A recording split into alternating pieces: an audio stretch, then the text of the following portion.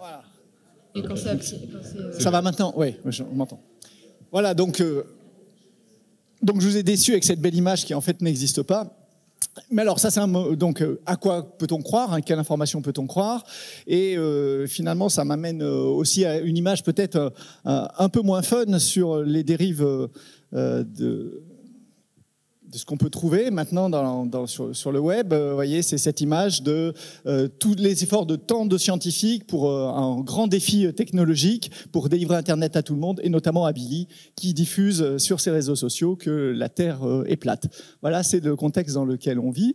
Donc, si je vous fais un petit focuseur très rapide sur les Français et la science, alors je vous invite à aller voir ce rapport que fait l'Université de Lorraine tous les 5 à 10 ans, et vous saurez ce à quoi croient les Français. Alors, si vous regardez simplement ce tableau, qui n'est qu'un des éléments qu'il y a dans ce rapport, vous pouvez voir des choses qui sont peut-être, après tout, satisfaisantes. Est-ce que vous croyez que ceci est une science ?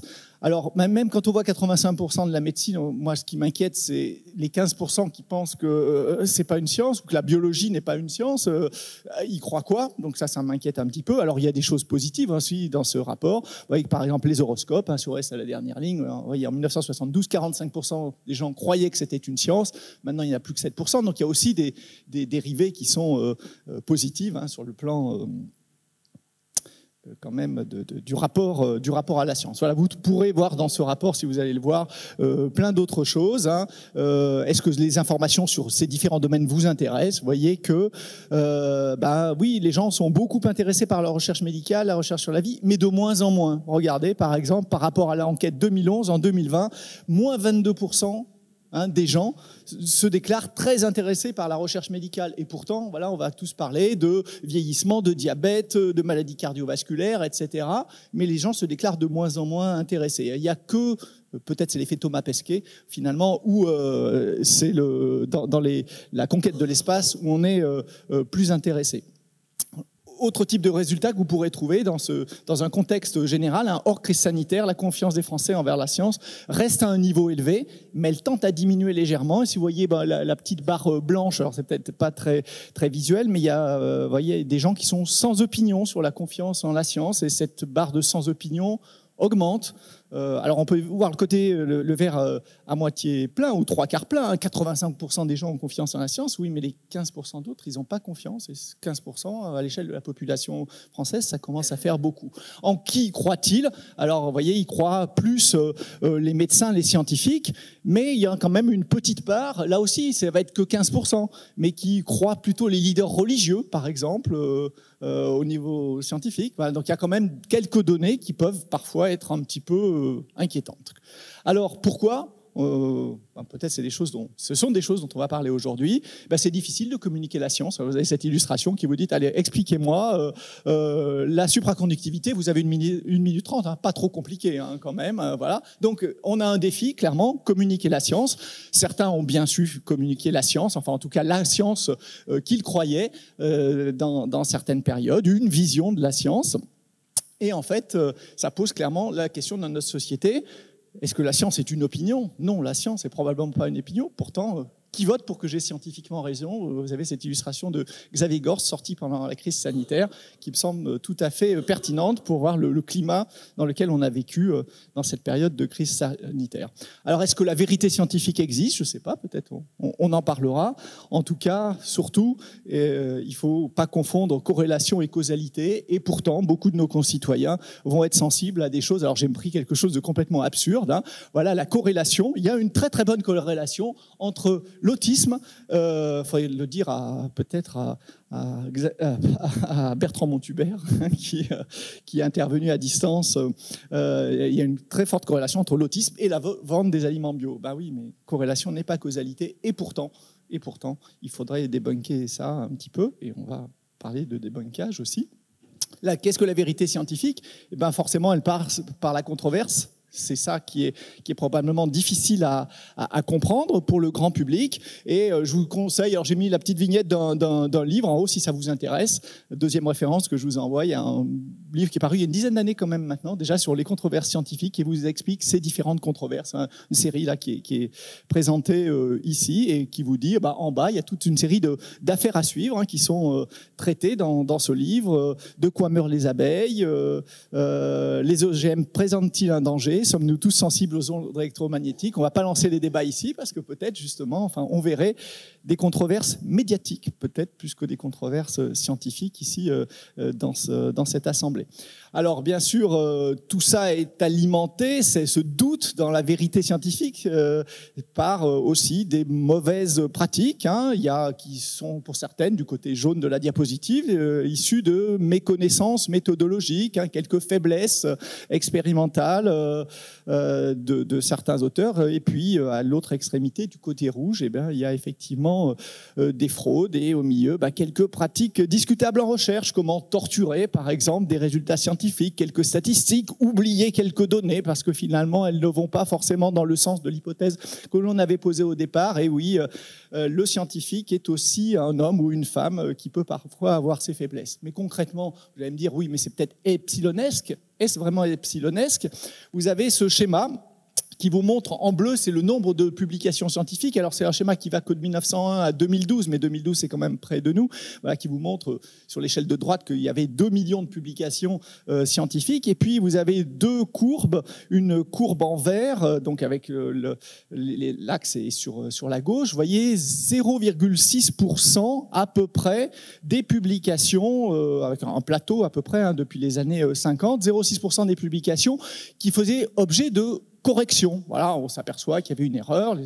Mais la courbe rouge, alors elle est tout à fait en bas, donc il y a un focus qui permet de la voir démarrer. Ce sont les articles retirés, pour le coup, retirés par les auteurs. Par les auteurs ou pas que par les auteurs, parce qu'il a été montré qu'il y avait une erreur ou une fraude scientifique manifeste dedans. Ce n'est pas uniquement les auteurs qui ont remarqué ça. Alors vous voyez, ça décolle petit à petit, même si ça reste bas sur cette échelle-là, à 0,2%. C'était la valeur de 2012. Alors 2 millions, 0,2%, ça vous faisait 4000 articles retirés dans le monde. Ça commence à faire beaucoup. Et oui, mais on a franchi, un article de Nature du mois de décembre, on a franchi la barre des 10 000 articles retirés l'an dernier. Et si vous lisez cet article, vous verrez que ça n'est probablement que le sommet du sommet de l'iceberg en réalité, et que les articles dans lesquels il y aurait des méconduites scientifiques, probablement il y en a beaucoup plus que ça. Donc bien sûr, face à ça, expliquer ça au grand public, comment peut-on justifier des méconduites? Mais vous voyez, si vous mettez bout à bout la question de la controverse scientifique, la question qu'il est difficile de communiquer des idées souvent très complexes, quelques méconduites, et bien voilà le cadre dans lequel on est. Alors, autre élément, et j'en aurai bientôt fini, c'est que oui, bien sûr, toute cette information, elle est accessible. Alors, vous voyez, les maîtresses, Wikipédia dit que non. Oui, mais nos étudiants, c'est pareil. Là, c'est maîtresse à l'école, mais nos étudiants aussi ont accès à tout, et tant mieux.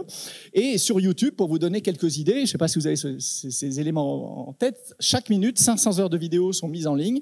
Et si vous vouliez regarder tout ce qui est en ligne aujourd'hui, il vous faudrait 82 ans scotchés devant Internet pour voir toutes les vidéos sur YouTube.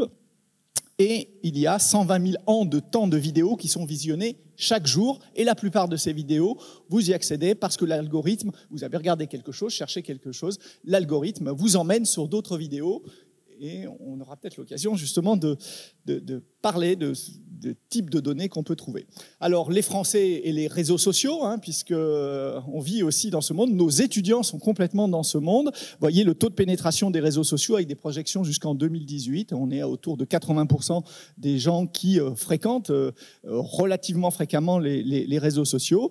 Et selon l'âge, bien sûr, vous avez le diagramme en haut à droite qui vous montre que ce sont forcément pas tout à fait les plus jeunes, la première barre correspond aux moins de 12 ans, mais voyez après, mais bien sûr, ce sont les populations les plus sensibles aux réseaux sociaux, et vous avez l'échelle, vous avez soit les plus connus, les plus fréquentés, c'est Instagram, c'est TikTok, c'est Snapchat. c'est certainement pas LinkedIn. Voyez, donc voilà où vont nos étudiants. Et puis, alors, un tout petit focus sur la théorie du complot, parce que voilà, je vous ai montré une jolie image d'un éléphant, on aimerait y croire, mais vous avez tous entendu dire que le vaccin avait été, le virus avait probablement été créé dans des labos et que c'était Bill Gates, enfin voilà. Pourquoi ? C'est intéressant de voir comment l'information est déformée. Je vous montre juste quelques secondes. Tout ça vient d'une conférence TED qu'a donnée Bill Gates en 2015. Et je vais vous présenter juste les premières secondes de cette vidéo. On voit Bill Gates qui arrive sur scène. Vous voyez, il arrive sur scène et il est en train, il vient de déposer un gros bidon. Vous avez vu ce bidon ? The disaster we worried about most was a nuclear war. That's why we had a barrel like this down in our basement, filled with cans of food and water. When the nuclear attack came, we were supposed to go downstairs, hunker down, and eat out of that barrel. Today, the greatest risk of global catastrophe doesn't look like this. Instead, it looks like this. Voilà. Donc Bill Gates vous a dit que quand il était jeune, le plus gros risque, c'était une guerre nucléaire. Et il avait ce bidon voilà, avec toutes les ressources pour manger pendant 1 mois avec sa famille. Et qu'en fait, il pensait, donc en 2015, que le plus gros risque, c'était un virus. Ça, c'est le virus H1N1. Et à partir de ça, les complotistes ont dit, mais c'est Bill Gates qui a financé des labos pour créer le virus. Les choses viennent de cette vidéo, en fait. Alors que Bill Gates, on oublie que c'est un très très gros donateur, et puis bon voilà, il avait simplement une vision. La même vision d'ailleurs, vous retrouvez, Édouard Philippe a été lui aussi accusé, parce qu'en fait, il y a une vidéo d'Édouard Philippe de 2018, vous pouvez la retrouver aussi sur Internet, où il vous explique la même chose. Il vous dit que voilà, il y a ce risque d'épidémie, et puis il dit même 2 choses. Pourquoi c'est ressorti en février 2022 ? Parce qu'il dit, et l'autre gros risque que moi je vois, c'est que la Russie envahisse, alors il dit la Pologne. Cette vidéo est sortie en février 2022, au moment où la Russie envahissait l'Ukraine, enfin envahissait, je voudrais le rappeler, la 2e phase de l'Ukraine, parce qu'on avait oublié qu'il y avait eu la Crimée un petit peu auparavant. Et voilà, donc Édouard Philippe est un complice, lui aussi, de la création du virus, puisque voilà, dès 2018, il annonçait le virus. Et non, heureusement, un Premier ministre est un petit peu informé, quoi. Voilà. Et bien voilà comment ces 2 éléments, la vidéo d'Édouard Philippe et celle de Bill Gates, ont alimenté la sphère complotiste.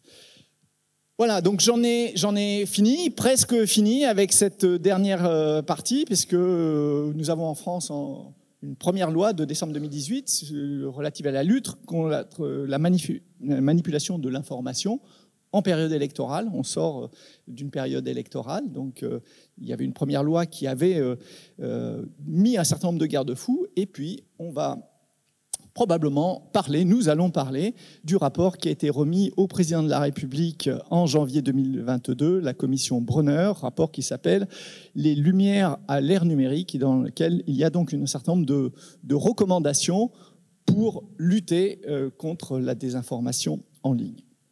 Voilà ces quelques propos introductifs que je voulais faire avant d'interroger nos débatteurs. Vous avez les noms et qualités ici et qui vont pouvoir se présenter au fur et à mesure, s'ils le souhaitent, en plus de ça, au fur et à mesure des interrogations.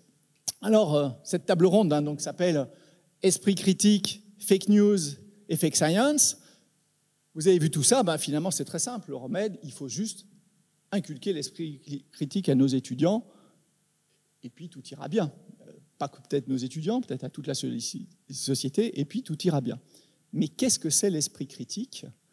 Alors j'ai envie de commencer par vous interroger, vous, Laurent Petit, et vous demander quelle est votre vision de l'esprit critique, et puis qui sera peut-être pas exactement la même ou complétée par d'autres intervenants. Merci pour cette intro et cette invitation. Donc, je suis Laurent Petit, je ne vais pas tout redire, vous pouvez le lire, je crois. J'ajouterai juste un élément, c'est que je suis aussi directeur adjoint d'un GIS, 2 IF. Les 2 I, c'est interdisciplinarité, innovation dans l'information. Et l'Université de Franche-Comté en fait partie, donc est membre du GIS 2IF. Donc voilà, je tenais à souligner ça. Et ça fait partie justement des questions qu'on débat dans un certain nombre de projets au sein, parmi d'autres questions, mais au sein de ce GIS. Voilà.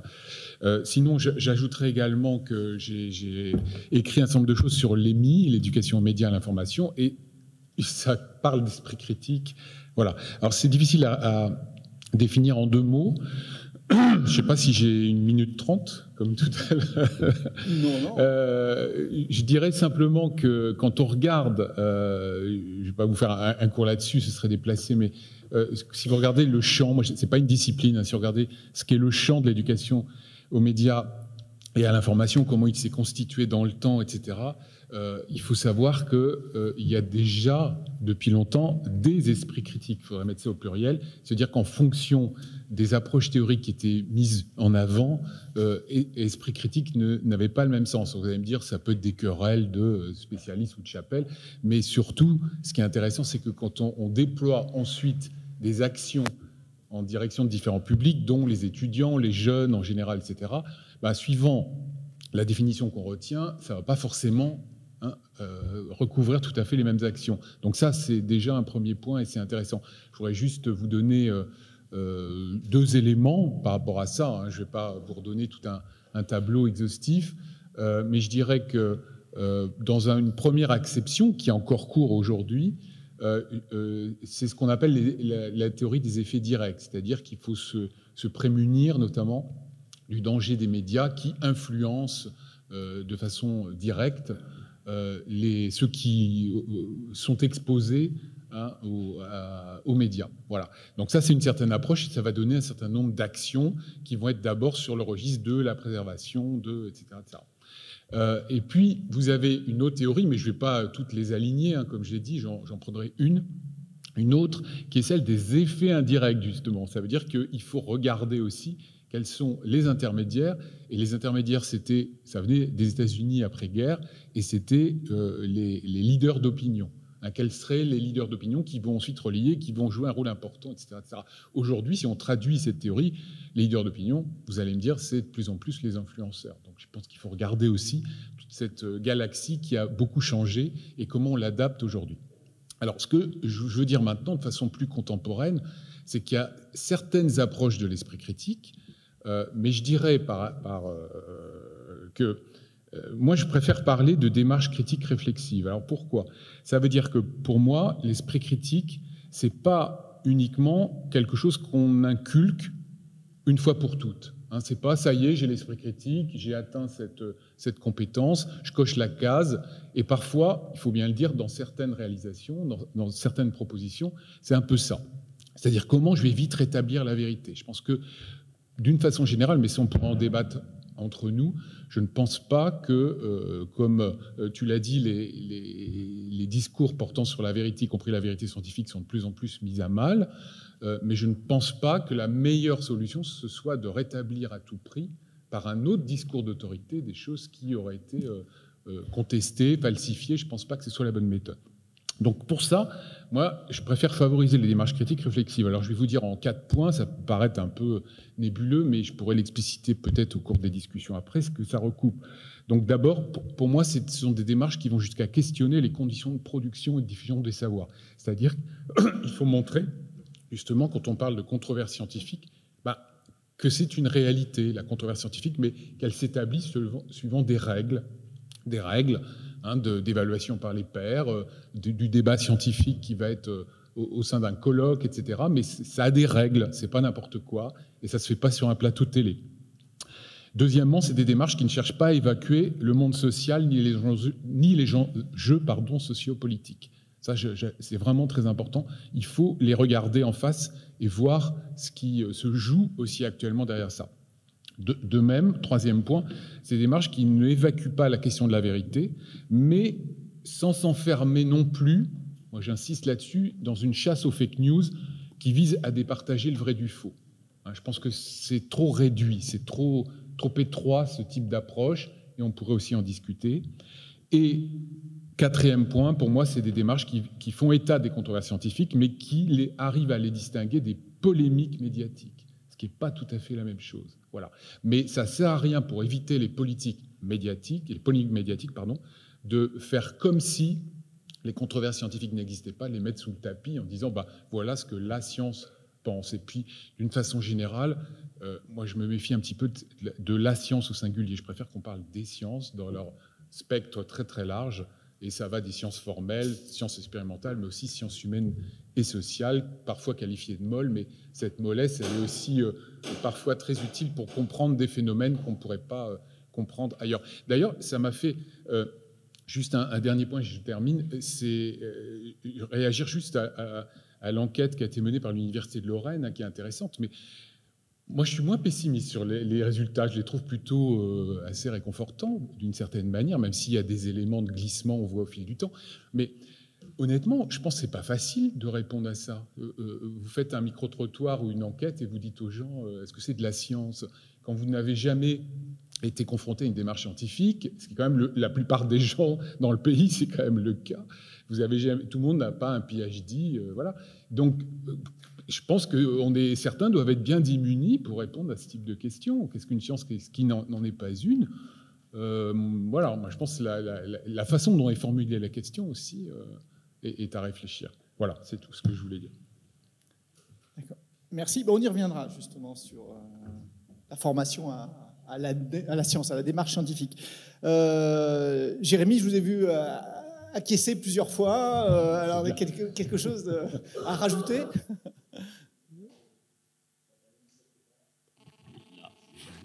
En médiation scientifique, on est toujours d'accord avec les chercheurs en infocom. Non, mais souvent, c'est vrai que c'est ce qui alimente beaucoup la réflexion en médiation scientifique. Donc oui, c'est sûr. Juste quand on parle d'esprit critique, c'est souvent autour de ces sujets. Le terreplatisme, les antivax, les climato-sceptiques, etc. Et j'ai l'impression que dans ces cas-là, en fait, ce qu'on demande, c'est pas ce qu'ils aient de l'esprit critique, c'est qu'ils changent d'avis et qu'ils fassent confiance. Parce qu'on ne demande pas aux autres d'avoir l'esprit critique. Je pense qu'il y a autant de pro-vax qui n'ont pas d'esprit critique sur les vaccins que d'anti-vax. Si on dit esprit critique, une capacité de réflexion, de réflexivité, une capacité à remettre en cause ses propres convictions, aller chercher de l'information de la façon la plus vierge possible, même si ce n'est pas possible, pour dire « Ah, bah alors quel avis je me fais là-dessus ?» On est nombreux à aller se faire vacciner, pas parce qu'on avait suivi tout ce chemin et qu'on s'était dit « Oui, j'ai réfléchi 15 jours, je suis pro-vax ». On est allé parce qu'on nous a dit qu'il fallait le faire et qu'on s'est dit ceux qui le disent, c'est pour notre bien, donc on y va. Donc voilà, je ne suis pas sûr que ça soit toujours d'esprit critique qu'on parle quand il s'agit de ces grandes polémiques-là, finalement, et que ça soit ça le problème. Donc, finalement, l'esprit critique, on demande souvent aux autres d'en avoir. Oui.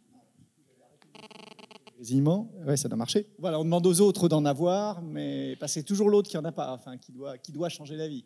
Oui, et ensuite, et en plus, ça me fait des fois un peu peur ce côté bloc contre bloc dont parlait un peu Laurent tout à l'heure. On l'a beaucoup entendu pendant la crise Covid en médiation scientifique. On a eu comme ça des discours presque guerriers et il fallait qu'on sauve le monde. Alors c'est marrant parce que malgré mon insolente jeunesse, j'ai quand même fait une formation en médiation il y a 20 ans. Et il y a 20 ans, on faisait la chasse aux idées reçues. Et c'était mignon, ça intéressait globalement les enfants à la médiation scientifique. On était enfermés à la Cité des Enfants, par exemple, au Palais de la Découverte. Ça intéressait peu les adultes. À la télé, c'est pas sorcier, enfin que des émissions pour enfants, avec des exceptions, la médecine déjà, etc. Et donc la chasse aux idées reçues, on était là pour un peu lutter contre l'horoscope, mais c'est pas grave s'il y en a qui continuent à regarder qu'est-ce qui va se passer pour les Gémeaux aujourd'hui. Et puis, il fallait qu'on explique pourquoi il n'y avait pas tant de fer que ça dans les épinards, quoi. Et on est passé de ce discours-là, et nous, on essayait de dire attention, il y a des enjeux aussi adultes, politiques, etc. Et tout à coup, il y a eu un poids sur les épaules, et pendant la crise Covid, on disait non, mais il faut sauver le monde, il y a des antivax, c'est à cause de vous, il faut y aller. Et ce bloc contre bloc, que je le trouve terrifiant, et un peu à l'image d'ailleurs de ce qu'on connaît en politique.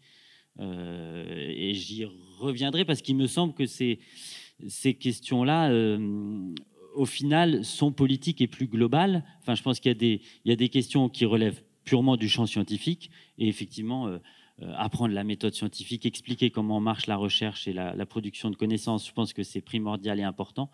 Mais par contre, sur l'étude faite par Michel Dubois à l'Université de Lorraine, on voit que ce qui concerne les scientifiques, on va trouver la même chose sur les politiques en plus grave, on va trouver la même chose sur les journalistes en plus grave, sur les questions de la confiance. On va trouver la même chose sur les chefs d'entreprise. Bill Gates, c'est pas un chercheur, c'est un chef d'entreprise. Et donc tous ces gens-là sont peut-être ont le même problème de défiance. Donc le problème global, il me semble, il n'est pas juste lié à la question des chercheurs, des scientifiques, mais plus globalement. Et là aussi, je trouve que ça rejoint les questions des récentes élections ou de toutes les précédentes. Et je pense qu'au fond du problème, il y aurait ces questions politiques. Merci. Sophie, quelque chose à ajouter sur ce qui contribue à l'esprit critique, peut-être chez nos étudiants, plus particulièrement Oui, donc, comment on peut doper cet esprit critique dont la définition est large? Alors du coup, moi je vais compléter un peu, rebondir un peu par rapport à ce que vient de dire Laurent et ce que vient de dire Jérémy. Bon, déjà la définition de l'esprit critique dans le système éducatif, c'est quand même pas quelque chose de nouveau. C'est quelque chose qui est émergent aujourd'hui, ou qu'on a l'impression de voir émerger à nouveau aujourd'hui. Mais si vous prenez les instructions officielles des programmes officiels, depuis le socle commun, on parle de développer l'esprit critique et non d'enseigner l'esprit critique, pour dire quand même que enseigner l'esprit critique, on se demande bien ce qu'on peut faire. Donc c'est pas quelque chose de nouveau. Par contre, les différentes crises, alors que ce soit des crises sanitaires, politiques, etc., différents faits sociaux, vont remettre au goût du jour finalement ce développement de l'esprit critique, et notamment la responsabilité de l'école et du système éducatif à développer l'esprit critique. Quand on prend par exemple la vague d'attentats qu'on subit en 2015, va se poser la question de la responsabilité notamment du système éducatif pour développer cet esprit critique. Alors par rapport à ce que disait Laurent, cette idée de dire finalement rien n'est acquis définitivement, il n'y a pas une définition normée de l'esprit critique et il n'y a pas de recette de cuisine magique en disant il faut faire comme ça et puis là vous aurez développé l'esprit critique chez vos élèves ou chez vos étudiants et après tout se passera très bien. La réalité est bien plus complexe et on n'est pas dans une discussion à se dire il faut opposer le vrai au faux, c'est bien plus subtil que ça. Et donc contre cette définition un peu normée qu'on voit quand même apparaître ou émerger dans certains rapports, voilà, sans en dire plus. L'idée pour nous, en chercheurs en éducation, c'est justement de travailler sur cette définition en se disant finalement, qu'est-ce que recouvre l'esprit critique? Alors, le ministère de l'Éducation nationale en 2016 donne une définition qui n'est pas mise à l'épreuve des faits et qu'on va chercher à mettre à l'épreuve des faits en tant que chercheur, en disant finalement l'esprit critique, c'est à la fois un mélange de compétences informationnelles, donc savoir vérifier une information, savoir discuter autour d'une information, savoir analyser une information, et puis c'est un mélange aussi de compétences dites non académiques, c'est-à-dire un certain nombre de savoir-être, comme l'autonomie intellectuelle qu'on peut avoir, sa curiosité, etc. Et donc nous, ce qu'on va chercher à faire, et notamment grâce à Rythme, hein, parce que si moi je viens témoigner aujourd'hui, c'est quand même pour dire que on a obtenu un financement par Rythme qui va nous permettre de mettre à l'épreuve des faits un certain nombre de données et de discuter cette définition de l'esprit critique en se disant qu'est-ce qu'il y a là-dedans qui est de l'ordre de savoir de compétences dites non académiques et qu'est-ce qui est de l'ordre de compétences informationnel. Et juste, pour finir, pour pas être trop longue, pour distribuer la parole, mais juste, l'idée de compétence renvoie justement à certains éléments que donnait Laurent, en disant, finalement, si on raisonne, si on se dit que développer l'esprit critique est une compétence qu'on doit développer, une méta-compétence qu'on doit développer chez nos étudiants en particulier, certainement que cet esprit critique possède un certain nombre de caractéristiques de cette métacompétence. Donc ça veut dire que la compétence, on sait qu'elle est évolutive. Tout au long de la vie, on va développer nos compétences, que ce soit le développement de l'esprit critique ou d'autres. Ça veut dire aussi qu'elle possède certainement la caractéristique de la transversalité, c'est-à-dire qu'il n'y a pas une discipline donnée qui va développer l'esprit critique, mais que dans toutes les disciplines, et même plus largement, toutes les sphères de socialisation dans lesquelles on passe, c'est-à-dire non seulement notre milieu scolaire, universitaire, professionnel, mais aussi nos groupes d'amis, les groupes d'influence qu'on fréquente, vont permettre de développer notre capacité, notre esprit critique. Se dire aussi que, et ça renvoie à des éléments que vous avez donnés, des éléments de contexte sociaux, l'esprit critique va se développer en fonction d'un certain nombre de variables contextuelles qui s'appliquent à chaque individu, quoi. Bon, j'en dis pas plus, mais voilà, on pourra... D'accord. Alors, vous avez vu qu'on a une table ronde, j'aurais dû le dire au début, avec des profils variés. Hein, non, mais c'est de ma faute aussi. C'est d'ailleurs toujours projeté, hein, enfin, des gens qui sont plutôt des chercheurs, médiateurs scientifiques, et puis Magali, qui, elle, travaille dans une bibliothèque, enfin, et bibliothécaire, ouais, le statut, ouais, j'ai fait un petit doute, ouais, bibliothécaire, et donc qui côtoie au plus près des étudiants, forcément. Alors, qu'est-ce que vous avez mis en place? Donc, c'est à Cergy, hein, je ne l'ai pas dit, mais est-ce que c'est écrit sur la diapositive? Je manque à tous vraiment à tous mes devoirs. Et donc, qu'est-ce qui est fait à Cergy pour sensibiliser les étudiants dès la première année à l'information, aux fake news, voilà. Qu'est-ce que vous avez mis en place? Oui, alors du coup, nous, les bibliothèques universitaires, dans leur ensemble, on a pour mission, par le ministère de l'Enseignement supérieur, de former les étudiants aux compétences informationnelles, qui sont donc, comme l'a dit Sophie, une part plus ou moins importante à définir de l'esprit critique. Donc l'ensemble des bibliothèques forment à ça. Nous, à Cergy, on a la chance d'avoir une université qui nous a offert pas mal d'opportunités à ce niveau-là, notamment avec les projets NCU. Donc nous, on a fait partie du projet NCU CUPS, qui s'est transformé en Cergy CY Sup, maintenant, si vous voulez aller vous renseigner davantage, et qui est centré sur les premiers cycles. Donc l'enjeu qu'on a, nous, c'est vraiment de mettre la priorité sur les primo-arrivants et de les former, de leur donner les clés de la réussite. Et au niveau de la BU, ça passe par les compétences informationnelles. Donc ce qu'on a mis en place avec ce projet-là, c'était un cycle sur 3 ans. En première année, ils arrivent, ils ont 1 heure seulement de découverte de la bibliothèque. Et ensuite, les cycles majeurs, c'est en L2 où ils ont 9 heures et en L3, ils ont également 9 heures. Donc l'ensemble de ces 19 heures, du coup, c'est en grande partie des choses très liées aux compétences informationnelles classiques, donc chercher dans des bases de données, apprendre à faire une bibliographie, etc., qui ne nous intéresse pas tellement ici. Mais on a aussi une partie qui est dédiée à la fiabilité et à la pertinence de l'information, où on cherche à leur transmettre un peu d'esprit critique, ou en tout cas les réflexes à avoir quand on est face à l'information. Donc, je souscris tout à fait aux définitions de mes collègues. Pour faire très simple, on essaie de leur faire avoir une juste distance à l'information qui ne soit pas à la fois tout croire, ni ne rien croire parce qu'on peut faire confiance en rien, ou alors on ne se sent pas légitime à aller vérifier. Enfin, on n'est pas scientifique. Et c'est aussi une problématique qu'on a avec nos collègues, parce que du coup, on est une trentaine de formateurs à Cergy, dont donc des catégories A, des catégories B, des catégories C. On n'est pas professeur des universités, on n'est pas scientifique, et pourtant on forme à l'esprit critique. Et ça peut poser des problèmes. J'ai notamment un collègue qui me disait il y a pas longtemps que des fois, il peut prendre des exemples qui ne sont pas dans les cursus, mais à l'oral sur des sujets politiques, ne serait-ce que le Covid, les complots, les différentes sensibilités politiques, et que ça peut le mettre en difficulté parce que les étudiants vont se sentir attaqués, et ça va se jouer sur ce terrain-là. Et on a eu un intervenant qui s'appelle Mathieu Cizel, qui forme sur les données notamment, qui nous disait en fait, lui, ce qu'il fait pour garder un terrain d'échange, c'est de prendre des exemples très concrets. Donc, dans un discours politique, qu'il soit d'extrême droite, d'extrême gauche, peu importe, il y a parfois des éléments très très concrets d'argumentation qui sont des raisonnements fallacieux, qui sont des choses qui ne vont pas dans le raisonnement, et prendre cet exemple particulier sans remettre en cause l'ensemble du discours permet aussi de rester sur un terrain d'entente et de pouvoir dialoguer sur des sujets qui sont parfois un peu compliqués. Voilà. Un problème qu'on a également, et je pense que Sophie et les autres intervenants y reviendront peut-être, mais c'est l'évaluation.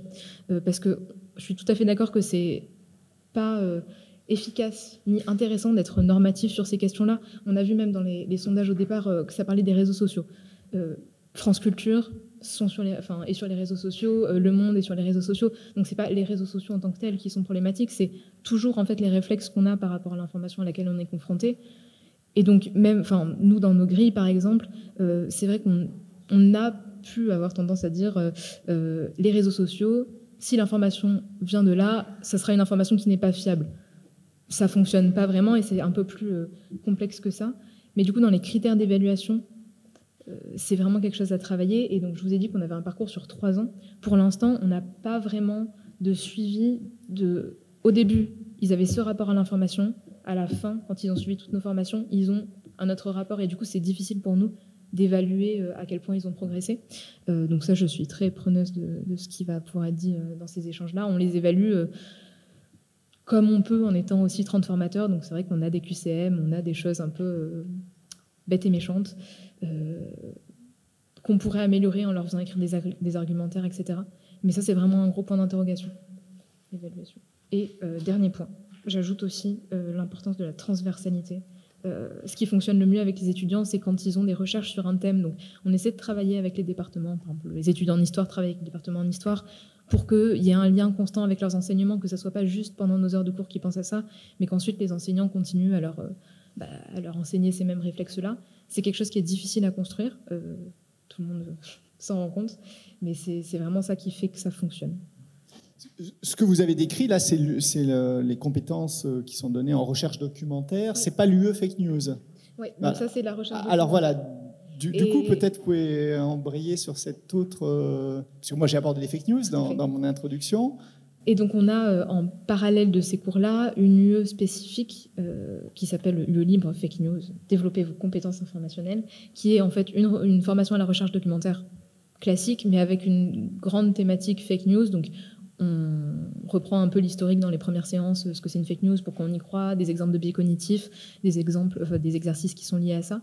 Et après, les étudiants, on essaie de les mettre dans une posture un peu plus active en leur faisant construire eux-mêmes leurs propres posters scientifiques, où ils doivent donc aller chercher leurs sources, ce qu'on fait habituellement dans nos formations, mais ils ont quand même un résultat à produire à la fin sur un sujet lié aux fake news, donc pourquoi les fake news, pourquoi on y croit, qui sont les grands gagnants des fake news, les fake news et l'intelligence artificielle. Toutes ces thématiques-là, on va les faire chercher dessus en leur enseignant ce qu'on fait habituellement, donc sur quelle base de données chercher, comment faire une bibliographie, etc. Mais avec cette thématique-là, et après on en discute pendant les séances, etc. Et ça, c'est pour des étudiants de L1 et L2. D'accord, mais du coup, ça touche une petite proportion des étudiants de CY. Petite proportion. Après, voilà, en fait, c'est la question de la transversalité. Ça ne sert à rien, nous, qu'on ait... Enfin, ça sert à rien. Non, ça sert à quelque chose, mais ça ne sera pas forcément efficace si on a 2 heures tout seul à un moment de leur scolarité. Ils vont venir faire leurs exercices, repartir, et ils ne vont pas transférer ces compétences-là qu'ils ont pu acquérir dans les autres matières. Donc, on forme là 20 étudiants dans cette UE-là. Par contre, dans les formations dont je vous parlais juste avant, qui sont sur 3 ans, on a environ 750 étudiants du coup, par an. Donc, on les suit sur 3 ans. Et on essaie d'intégrer, on parlait des UE TEDS dans la table ronde précédente. On essaie aussi de travailler avec l'université sur ce sujet-là. Pour en première année, nous, on a construit un escape game sur la thématique de la transition, dans lequel on intègre les enjeux de fiabilité. Donc le scénario, en gros, c'est dans un journal, il y a eu des publications scientifiques fausses par un influenceur corrompu. Et donc, il faut aller trouver pourquoi ces informations étaient fausses. Donc ça sensibilise aussi à la fiabilité, tout en restant dans la thématique transition. Donc ça, c'est vraiment des liens qu'on essaie de faire avec les autres parties de l'université, parce que c'est ça qui fonctionne. Mais c'est ça qui est aussi très compliqué à faire. Parce qu'on n'a pas le temps. Influenceur corrompu, enfin, je sais pas, me fait penser à l'une des... J'ai cité tout à l'heure le rapport Brunner, on dira peut-être un petit peu plus après ce que c'est. Et il y a l'une des mesures, il y a 30 mesures qui sont proposées par la commission Brunner, et il y en a une, c'est responsabiliser les influenceurs. Donc voilà. Je ne sais pas si la mesure est réaliste. Enfin, tout dépend sans doute de la personne, parce qu'un influenceur, voilà, il y a une grosse typologie probablement de personnes.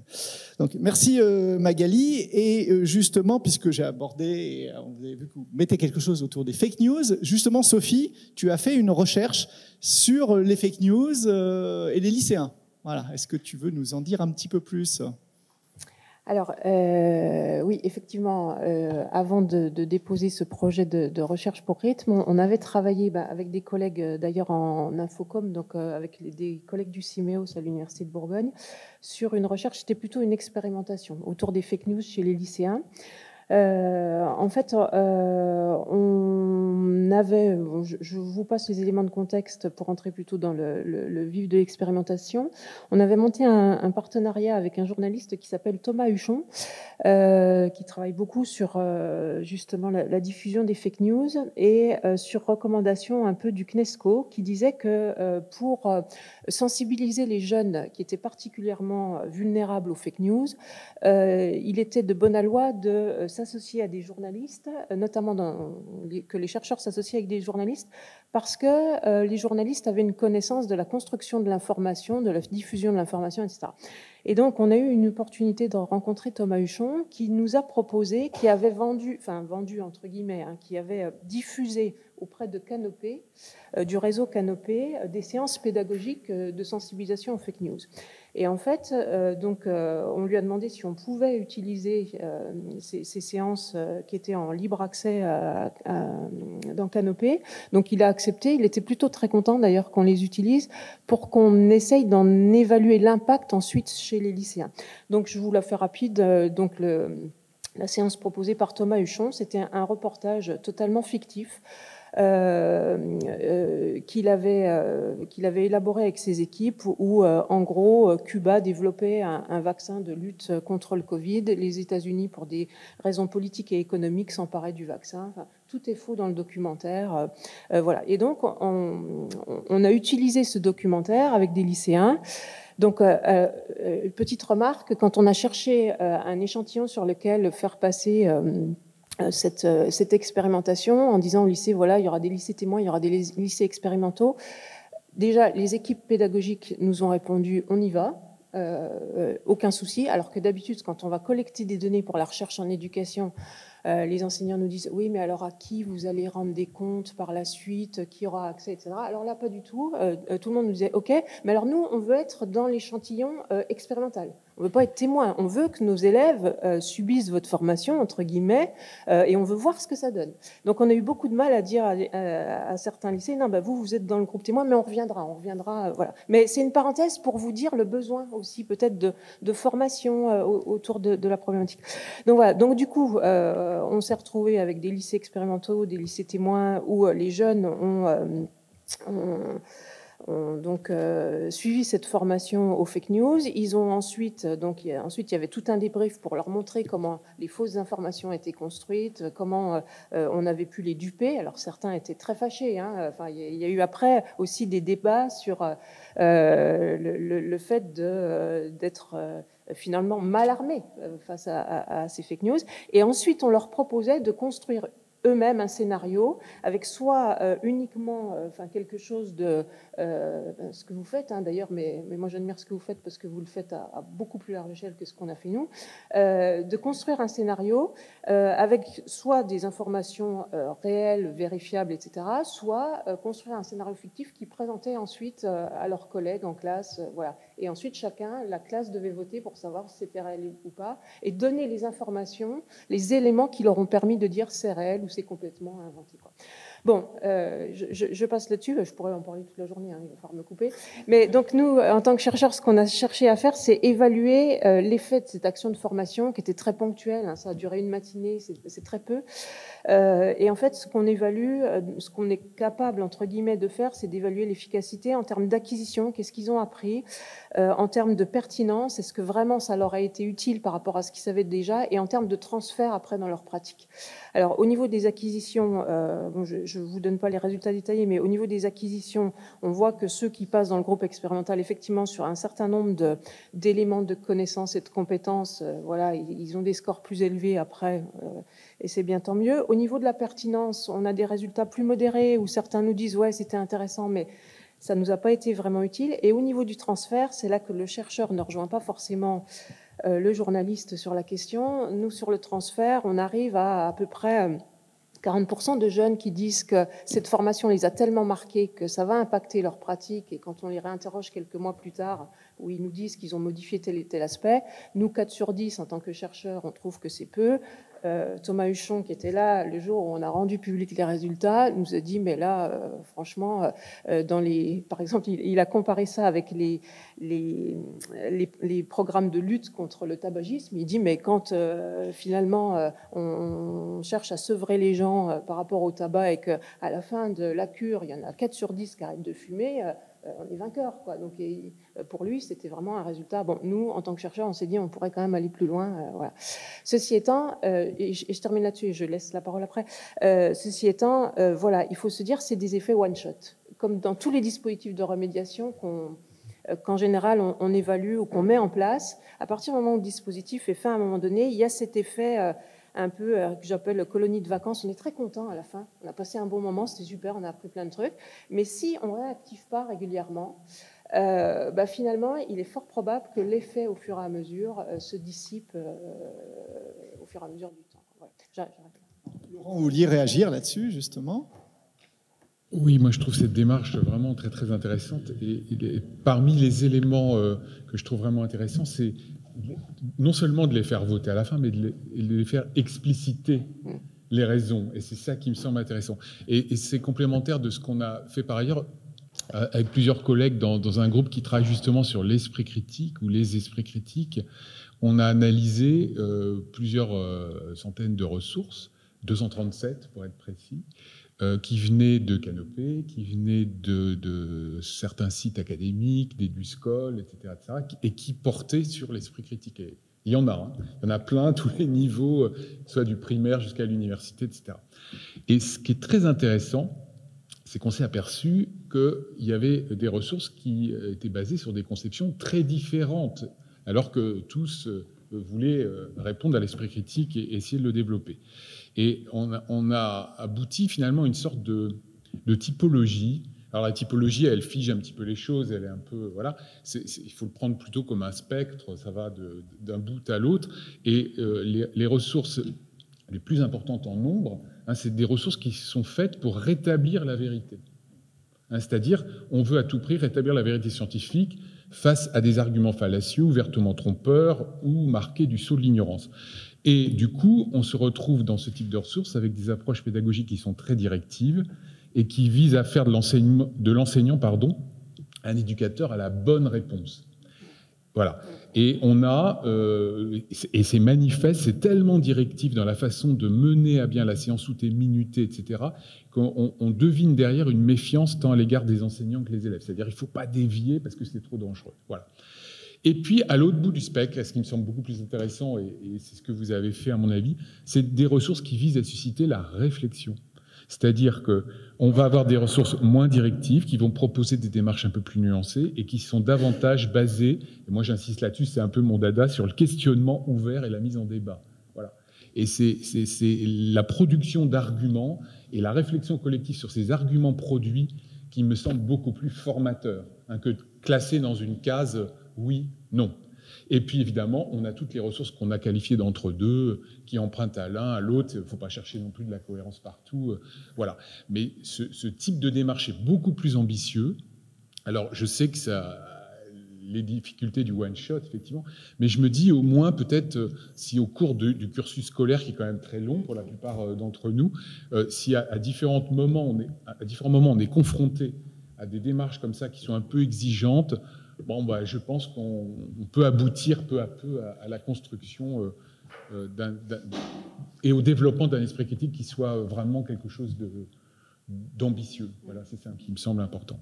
Alors, ce que vous venez de dire doit résonner particulièrement pour Jérémy, en votre position de médiateur scientifique, et notamment quand on a discuté, on a discuté de deux thèmes, vous m'avez donné des exemples autour du climat, autour de l'usage du gel hydroalcoolique. Je ne sais pas si ça résonne avec ce dont on a discuté. Ouais, j'aimerais bien que vous nous parliez de ceci. Et le climat, du coup, ça me fait penser que j'avais vu une étude de 2019 qui a été publiée dans Frontiers in Communication, qui montrait que si vous tapez climat sur YouTube, vous avez les gens sont majoritairement à 54% orientés sur des sites climato-sceptiques. D'ailleurs, donc c'est un peu... étonnant comme résultat, effrayant quant à moi, jugement de valeur. Voilà. Mais donc Jérémy, voilà, quand vous traitez par exemple ces exemples du climat, où faut-il utiliser du gel hydroalcoolique, quelles sont peut-être les tensions auxquelles vous vous trouvez confrontés? Je vais essayer de synthétiser ce qu'on essaye de faire en faisant de la médiation au sein des universités. Donc nous, on a rarement du public étudiant, hein. Grâce à Rythme, on a eu une UE, enfin on en a eu 2 à un moment. Mais sinon, la plupart du temps, on forme des doctorants.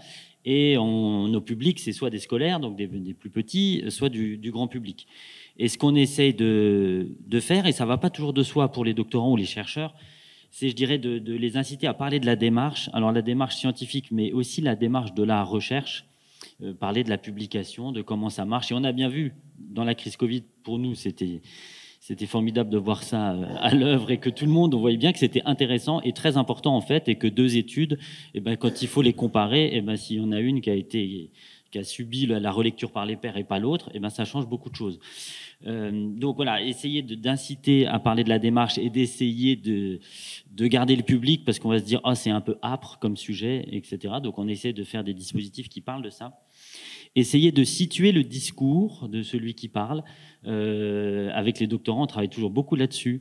Il y a des moments, alors avec les doctorants c'est moins vrai, plus avec les chercheurs expérimentés, mais il y a un moment où on peut être expert, et ça a un intérêt, parce qu'on peut parler du climat de façon très générale, même si dans sa pratique de chercheur, on travaille que sur un petit aspect du climat, mais des fois on a quand même besoin d'experts qui répondent un peu au-delà des études que eux ils ont menées.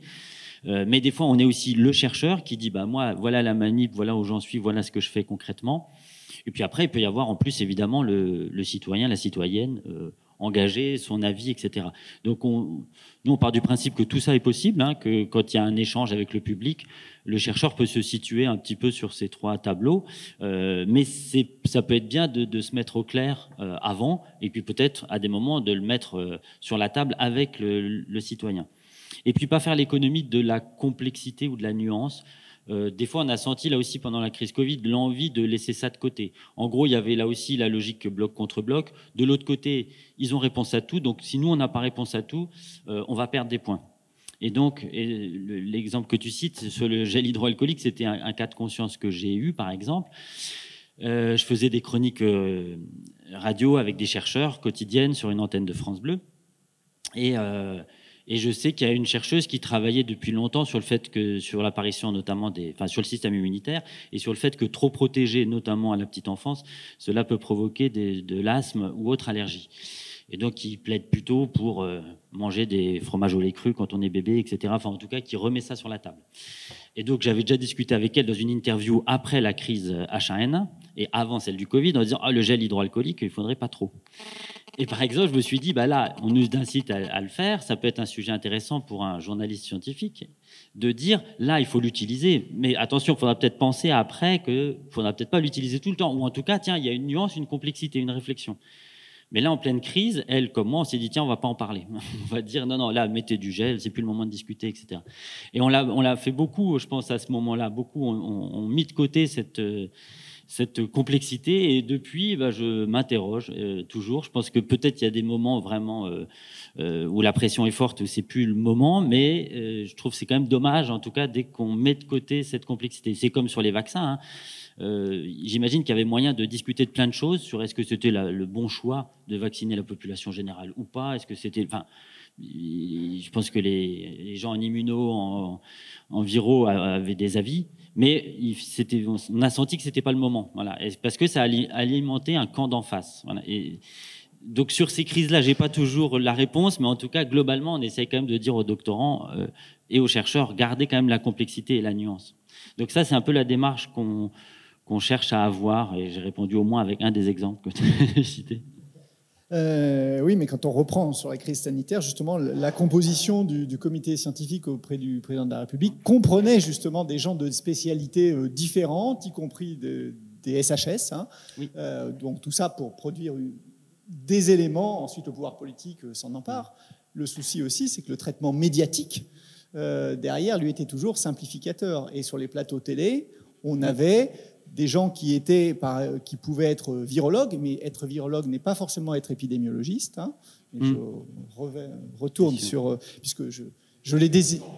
Oui, mais bon, j'ai désigné la Vindic dans mon diaporama introductif, enfin Didier Raoult, qui par ailleurs a publié plein de choses tout à fait intéressantes, mais qui, voilà, là, dans la crise sanitaire, s'est trouvé, bon, j'écarte la méconduite scientifique, hein, la méconduite scientifique, parce qu'il y a quand même, il a publié des choses qui, au niveau essais cliniques, sont totalement fausses et enfin, qui font bondir tous ceux qui sont spécialisés des essais cliniques, sauf qu'il s'est propulsé spécialiste d'épidémiologie, spécialiste des essais cliniques, ce qu'il n'est pas. Hein, donc ça n'enlève rien à ce qu'il a pu produire en microbiologie par ailleurs. Mais là, pour le coup, il était devenu le gourou spécialiste de tout. Or, voilà, il y avait une approche réductrice de la science. Mais les médias le demandaient, ça. Oui, après, juste pour... j'ai eu l'impression que ça s'est... pendant la crise, je trouvais que ça se passait pas si mal, la communication scientifique. Je trouvais que la plupart des discours, justement, des chercheurs, on a beaucoup entendu, je peux pas répondre à ça, je peux pas répondre à ça, ce qui était le bon moment. Beaucoup ont tenu. Alors c'est vrai qu'après 12 fois la question relancée, peut-être des fois on craque, mais j'ai l'impression que globalement la communauté scientifique a tenu bon, que le conseil scientifique est resté à la bonne place. Enfin, finalement, j'ai l'impression, et en plus ça a été assez visible, la place des uns et des autres. Ça n'a pas été si brouillon que ça. Il m'a plutôt semblé. Je serais pas. Et alors effectivement, il y a eu un Didier Raoult, il y a eu du complotisme, c'est sûr, hein. Et puis des excès sur des plateaux de télé, assurément, ou plateaux de radio. Mais voilà, j'ai aussi vu tout ce qui se passait bien, je trouve, dans ce dialogue science-société à ce moment-là. Alors, est-ce que l'intelligence artificielle va nous aider à gagner un peu plus d'esprit critique? Laurent, vous avez vu venir la question. Enfin, je ne sais pas si vous avez vu venir la question, mais vous avez vu venir que c'était à vous que j'allais m'adresser, puisque vous avez, entre autres, commis un article sur la rencontre de l'IA et de l'esprit critique. Alors, est-ce que, finalement, on va être sauvé par l'IA? Bon, sauvé, non. Perdu, non plus, je crois. Je crois qu'il faut qu'on fasse avec, tout simplement. Je pense que ces avancées sont réelles. Elles sont aussi bien mises en médias, je dirais, sont bien médiatisées. Il y a eu beaucoup de buzz. Et d'ailleurs, c'est pas évident, hein, pour nous tous, simples citoyens ou chercheurs, de faire la différence parfois entre ce qui est une avancée réelle et ce qui correspond à un buzz. Et derrière le buzz, il faut bien voir aussi qu'il y a des enjeux géopolitiques et industriels énormes, entre notamment les GAFAM. C'est celui qui essaiera de regagner des parts de marché en introduisant de l'IA dans son moteur de recherche, etc. Et en faisant en plus des utilisateurs de ces moteurs des expérimentateurs qui vont eux-mêmes alimenter cette IA, etc. Donc je pense c'est pas évident, mais il faut essayer de démêler un petit peu cet entrelac d'enjeux, je dirais, ce faisceau qui est assez complexe. Non plus. Pour ce qui concerne notre question, là plus directement, moi je dirais que l'IA, ça peut être le meilleur comme le pire des alliés. Il faut regarder ça un petit peu froidement. Et par rapport à notre approche de l'esprit critique ou des esprits critiques, moi, je dirais simplement une chose. Si on regarde, par exemple, ce qui fait le buzz partout, c'est une IA, l'IA générative, mais il n'y a pas que ça. Mais si on regarde l'IA générative, une approche en termes d'esprit critique qui serait intéressante, mais limitée, qui n'est qu'une première étape, ce serait ce qu'on pourrait appeler l'art du prompt, hein, c'est-à-dire qu'on s'exerce au fur et à mesure à bien dialoguer avec l'agent conversationnel qui donne accès à l'IA pour essayer d'avoir la bonne réponse et affiner les réponses, etc. C'est certainement indispensable, mais pour moi, ça ne suffit pas.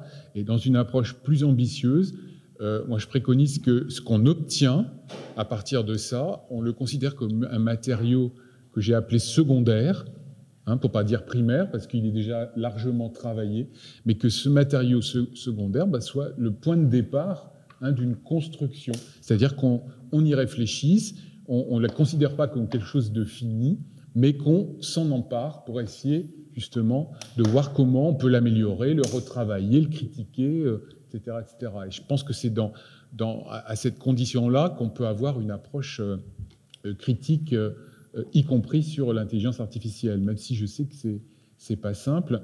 Et puis, je regarde un peu ce qui s'est passé dans toutes nos institutions d'enseignement et de recherche. Le premier réflexe, ça a été de dire on interdit, par exemple pour les examens, hein, pas dire. Et ça a été la première réaction de Sciences Po en février 2023. C'est pas ça chez nous. En fait, ils ont rétro-pédalé et maintenant, ils sont même plutôt en pointe maintenant pour écrire une charte des usages de l'IA, ce qu'on peut faire avec, etc., etc. Mais moi, je les ai interviewés parce que je suis allé voir aussi, et ce qu'ils nous ont dit en off, alors ne le répétez pas, mais c'est qu'ils vont quand même essayer de faire évoluer leurs évaluations. C'est-à-dire que le type essai à la Sciences Po, hein, qui quand même est un espèce de... qui n'est pas vraiment universitaire, c'est-à-dire que les citations ne comptent pas énormément, on ne les travaille pas, on ne travaille pas énormément les sources, on essaye d'avoir un espèce de discours. Ils essayent aussi de faire évoluer, parce que ça, honnêtement, même dès maintenant, même s'il y a encore des scories, mais je pense qu'à un horizon de quelques années, franchement, l'IA fera mieux, hein, même qu'un étudiant moyen de Sciences Po. Donc je pense, en revanche, lorsqu'on est sur d'autres types d'exercices, donc ils essaient par exemple d'aller davantage sur les oraux. Effectivement, quand on demande à l'oral aux étudiants d'argumenter, là, on peut voir que l'IA n'est plus d'un grand secours. Et puis également, lorsqu'on a, moi je vois en termes de, alors ça c'est plus valable effectivement au niveau du master, mais quand on a des exigences fortes en termes de mémoire, c'est-à-dire que non pas faire des mémoires de recherche, mais des mémoires qui vont intégrer des méthodologies et des apports de la recherche, c'est-à-dire qu'on arrive à faire dialoguer des auteurs, mais de façon originale, en fonction d'une problématique originale, là, c'est davantage difficile de faire parler l'IA à sa place, hein, comme un ventriloque. Voilà. Donc, moi, je pense que ça, le côté positif, moi, je trouve que c'est ça. Ça remet à plat aussi toutes ce qu'on croyait être bon, et en même temps, moi, je vois que ça va être difficile parce que dans les dispositifs techniques sur lesquels je travaille depuis pas mal d'années, je vois beaucoup revenir en force, par exemple, des QCM. Hein. Alors, le QCM, c'est quand même pas la fine fleur de la pédagogie. Hein, ça peut rendre des services, mais c'est pas non plus le modèle de l'évaluation en général. Et je pense que des QCM mal pensés, faits à la va-vite, honnêtement... on pourra les faire par l'IA assez facilement. Hein. Donc, je pense qu'il faut réfléchir à des modalités un peu plus subtiles que ça. Voilà. D'accord. J'ai évoqué 2 fois déjà la commission Bronner. Alors, pour pas trop vous frustrer, je vais vous dire quand même ce que c'était si vous ne le saviez pas. Donc, la commission Bronner a reçu une lettre de mission du président de la République en septembre 2021. Et pour ne lire qu'un petit bout de la lettre de mission, c'est en quelques années, la façon dont nous nous informons s'est radicalement métamorphosée, là où l'information était depuis des décennies structurée par quelques grands rendez-vous collectifs très encadrés, les journaux télévisés, la lecture de la presse écrite. Elle est aujourd'hui éclatée avec d'un côté des médias traditionnels en déclin et de l'autre la multiplication de contenus autoproduits, les influenceurs, rencontrant leur public au gré des affinités idéologiques ou des hasards algorithmiques. Et donc, il était demandé à cette commission de formuler des propositions dans les champs de l'éducation, de la prévention, de la régulation, de la judiciarisation des diffuseurs de haine, etc. Puisque tout ceci peut engendrer de la discorde, de la violence, des dérives sectaires et des obscurantismes. Et parmi donc les 30 recommandations, j'en ai cité une tout à l'heure, pour responsabiliser les influenceurs, il y avait aussi d'autres recommandations comme donner plus d'influence à la compétence en mettant en avant les comptes d'experts et en amplifiant leur contenu, refléter l'état des connaissances et veiller à ce que certains sujets fermement établis, dans ces cas-là, le classement algorithmique n'induise pas en erreur le public. Je vous ai donné un exemple. Alors, le réchauffement climatique, c'est peut-être pas fermement établi en termes de nombre de degrés, en termes de causes, en termes de solutions qu'on peut apporter, mais enfin, le réchauffement climatique, pour le coup, est quantifiable. Ensuite, voilà. Donc, est-ce que c'est vraiment un sujet fermement établi ? Je ne sais pas, tout dépend de ce qu'on appelle fermement établi dans ces recommandations-là. Donc, il y a beaucoup de choses sur le droit numérique que je vous passe. Et il y avait également donc, cartographier les difficultés cognitives des élèves, faire du développement de l'esprit critique et de l'éducation aux médias une grande cause nationale, systématiser la formation à l'esprit critique en milieu scolaire.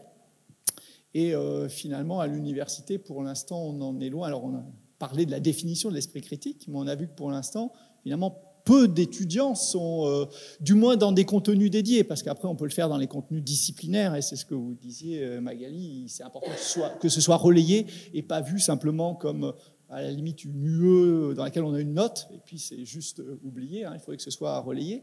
Mais finalement, est-ce que vous faites des actions de formation envers les formateurs aussi, envers bon, on a parlé des doctorants tout à l'heure en médiation, mais est-ce que, voilà, il faut former les profs aussi ?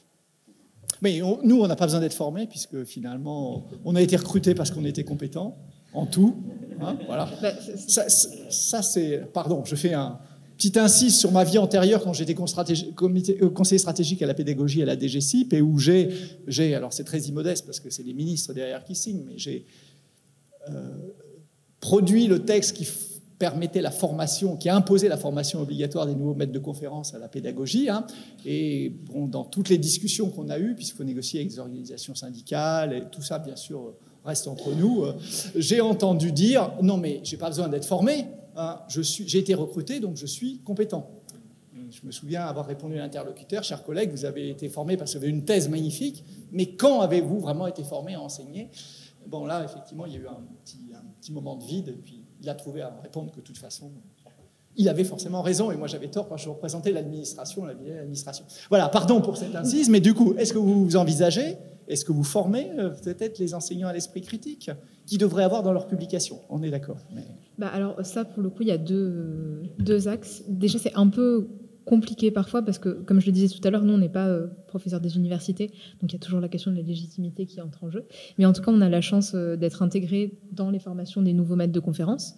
Donc on a une demi-journée avec eux où on leur explique déjà tous nos services, nos bases de données, etc. Et où on leur présente aussi à quoi on forme leurs futurs étudiants, ce qui est aussi l'occasion de les sensibiliser, eux, à ce qu'on fait, et peut-être leur transmettre des choses aussi. Ça, c'est une bonne occasion. Et après, c'est vraiment de l'interpersonnel. Ensuite, si on n'a pas eu la chance de les avoir à ce moment-là, on a un très fort travail d'aller vers eux, leur proposer ce qu'on a. Et ceux qui sont intéressés, après, justement, voilà, on en profite pour construire des choses ensemble qui seront d'autant plus pertinentes pour leurs étudiants. Ça sera très concret pour eux. Et je me permets de revenir sur l'intelligence artificielle qui, pour moi, rend encore plus nécessaire l'apprentissage de l'esprit critique dès les premières années, parce que, en fait, les étudiants qui ont les codes, qui savent comment on fait une dissertation, qui savent, justement, qui ont cet esprit critique-là d'aller améliorer un contenu produit, de se dire ça va, ça va pas, ils pourront utiliser l'intelligence artificielle au mieux. Ceux qui n'ont pas ces codes-là, ceux à qui on ne les a pas transmis, ils arrivent à l'université, ils ont un outil qui fait déjà ça pour eux, mais ils ne savent pas forcément reprendre le contenu derrière. Pour moi, ça accroît les inégalités très, très fortement. Donc, vraiment, enseigner l'esprit critique dès la première année, c'est d'autant plus important, en fait. Et après, l'enseignement de l'intelligence artificielle, on a effectivement ce que disait Laurent, je pense à vraiment comment on l'utilise au mieux. Donc, avoir un enseignement qui soit dédié à ça, que les bibliothèques, je pense, pourraient faire avec plaisir. Et sinon, on a ce que nous, notre VP formation nous a demandé, c'est-à-dire mettre un peu d'IA partout. Donc, par exemple, au début, on commence toujours nos séances quand les étudiants ont un sujet, par exemple. La première étape, c'est interroger ce sujet-là, trouver des mots-clés, qu'est-ce que ça veut dire, comment je m'en saisis. Donc, leur présenter la technique low-tech de base. Et ensuite, voir avec l'intelligence artificielle, par exemple, demander à ChatGPT, voilà, interroge ce sujet-là, qu'est-ce que tu peux me produire? Et après, ils comparent les résultats par rapport à ce qu'ils avaient trouvé avant. Est-ce que c'est mieux? Est-ce qu'ils peuvent se servir des résultats de l'IA pour améliorer leur propre contenu ou inversement? Et donc d'avoir ça à chaque étape de nos exercices pour qu'ils sachent à la fois faire comme avant l'IA, on va dire, en tout cas l'IA générative, et faire avec et essayer d'avoir un peu les deux et pouvoir l'utiliser au mieux. Voilà. Ok, alors avant de me faire disputer par Pascaline pour des questions de temps et tout, est-ce qu'il y a des questions, alors soit en ligne, soit dans la salle, alors est-ce qu'il y a des questions qui peuvent te dire dans le temps dépassé qui nous reste, c'est ça?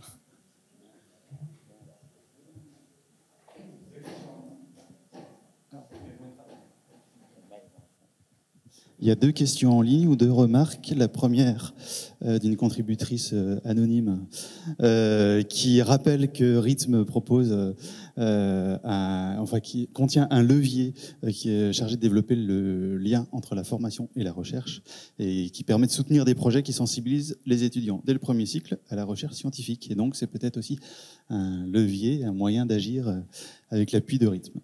Et puis la deuxième participation, c'est une question sur les dispositifs projets innovants qui invitent ou incitent les professionnels de l'esprit critique à explorer leurs propres biais. Donc on a une première réponse, mais peut-être y en a-t-il d'autres.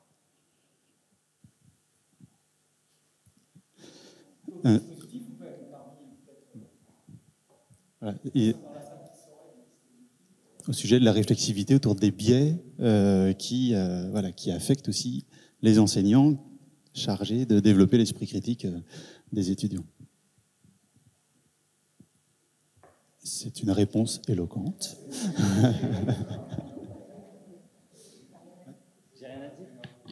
Juliette, elle me dit qu'il faut que je dise quelque chose. Sur le levier 2, c'est ça, il faut dire que ne. Ah. Non. Envoie-moi un texto et puis je dirai. Oui, une.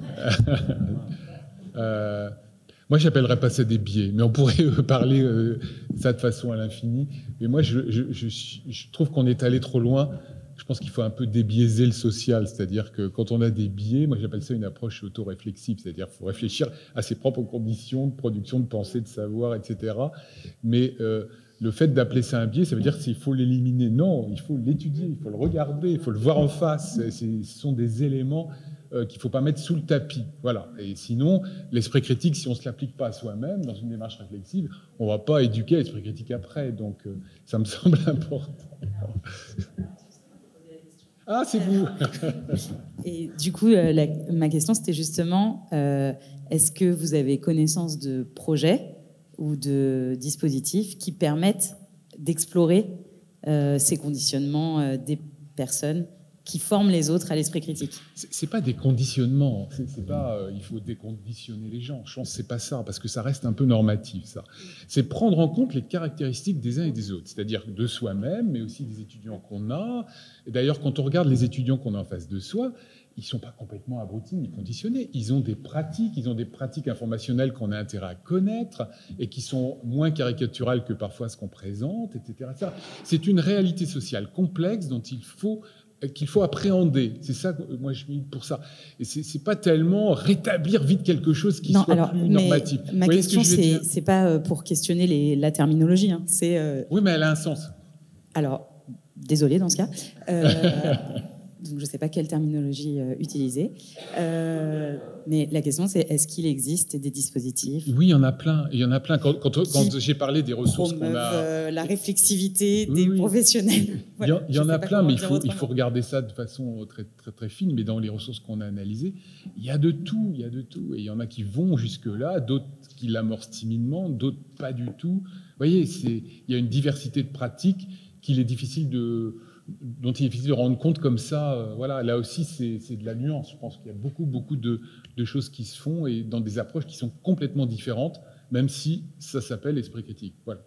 En médiation, alors tout le monde en parle, mais il y en a peu qui font vraiment des ateliers sur l'esprit critique. Je ne prendrai qu'un seul exemple, c'est l'école de la médiation à la Cité des Sciences, qui a vraiment un atelier qui prend ça frontalement et qui s'adresse plutôt du coup à des médiateurs, médiatrices en poste, mais qui peut être, je pense, ouvert beaucoup plus généralement. Et là, effectivement, l'idée, c'est bien de former, je ne sais pas si c'est de former d'ailleurs, hein, mais c'est de toucher du doigt et de permettre cette réflexivité sur c'est quoi l'esprit critique à partir de soi-même pour après aller faire des ateliers avec cette conscience-là. Est-ce qu'il y a des... Oui.